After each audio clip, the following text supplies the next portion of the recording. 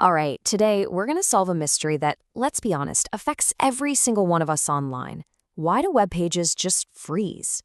To get to the bottom of it, we've got to go behind the scenes, deep into the engine room of the web, and get to know something called the JavaScript event loop. Oh, you know the feeling. You've been there, right? You click a button, you try to scroll, and nothing. The page just gives you this silent treatment. It's completely frozen, totally unresponsive. It is one of the most frustrating things online, and it turns out there's a very, very specific reason for it. Okay, let's dive into what's actually going on here. This super common problem has a technical name, and understanding it is really the first step to figuring out how modern interactive websites even work in the first place. Yeah, this digital traffic jam, it has a name: main thread blocking. Now, it sounds a little technical, but it's really just what it sounds like. Imagine a one-lane road where one giant, slow-moving truck is blocking everything behind it. That truck is a single, heavy task, and it's blocking the main path your browser needs to do, well, everything else. So that begs the question, what exactly is this main thread? Well, to answer that, we need to look at the language that basically powers all the interactive stuff on the web, JavaScript. And it has this one very important and kind of weirdly limiting characteristic.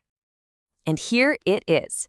JavaScript is single-threaded. That means it can only do one thing at a time. Seriously, think of it like a chef who can only chop one vegetable at a time, and they absolutely cannot start boiling the water until they are completely done chopping. That's JavaScript in a nutshell. It has one single thread of execution, just following a list of instructions top to bottom, one command at a time. So wait a minute, that's the central paradox, right? If JavaScript can only do one thing at a time, how in the world does a web page feel so alive and responsive? How is it handling your mouse clicks while it's also waiting for data from a server and, I don't know, running a countdown timer all at once? It just seems impossible. Well, the secret isn't that JavaScript is some kind of magician. It's that it has a very, very clever system helping it out from the sidelines. And that clever system is our hero for today, the event loop. Now, here's the crazy part. The event loop isn't actually part of JavaScript itself. It's part of the browser environment that JavaScript lives in. It's this whole system designed to manage all these different tasks and make a single-threaded language feel like it's a multitasking genius. So how does this whole system actually work? Well, it's got four key parts that work together like a well-oiled machine. You've got the call stack, which is kind of the main workspace. Then there are the web APIs. Think of them as background helpers. After that, you've got the queues, which are basically waiting lines. And finally, the loop itself, the manager that directs all the traffic.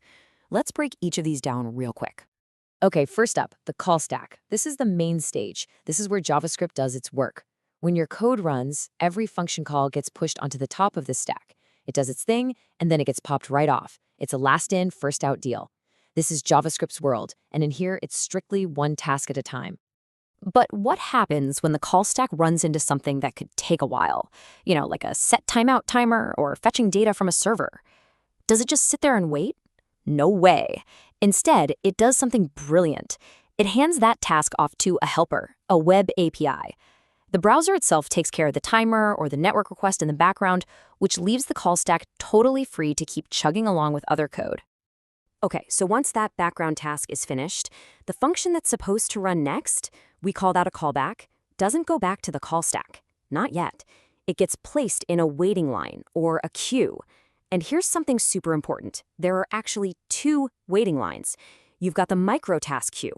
That's the VIP express lane for high priority stuff like promise callbacks. Then you have the regular callback queue for standard things like timers or click events. And here's the rule. The express lane always gets cleared out first. This priority system is absolutely crucial for keeping apps feeling snappy. And this is where the manager, the event loop itself, comes in. Its job is incredibly simple, but it never stops. It's constantly asking one question. Is the call stack empty? The second the answer is yes, it springs into action. It looks at the queues. First, it'll grab everything from that high-priority microtask queue and move it over to the stack to run. Once that's all done, it'll take the oldest item from the standard callback queue and move that over. And it just keeps doing this over and over. That's the loop. Okay, so we have this beautiful, elegant system for handling all these tasks without blocking anything. It sounds perfect, right? So, why on earth do our pages still freeze? Let's go back to that original problem. now that we know how all the machinery is supposed to work. The freeze happens because of this right here. A single, heavy, long-running task, I'm talking about a massive loop or huge calculation, gets onto the call stack and just refuses to leave. It hogs the entire stage. And remember the event loop's one and only rule? I can only move things from the queue if the call stack is empty. Well, with this blocker on the stack, it's never empty. And the consequences of that? Well, they're exactly what makes us pull our hair out.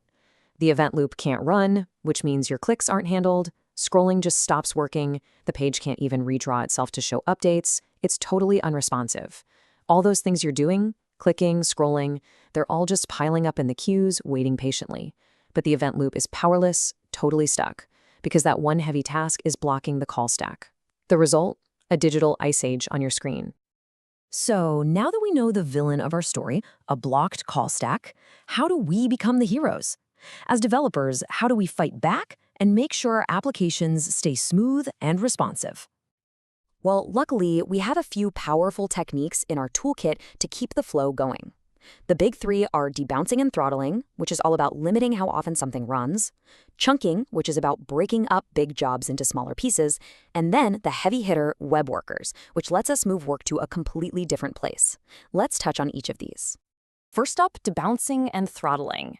Think of these as a form of rate limiting. They're perfect for events that can fire like a machine gun, things like scrolling or resizing your browser window.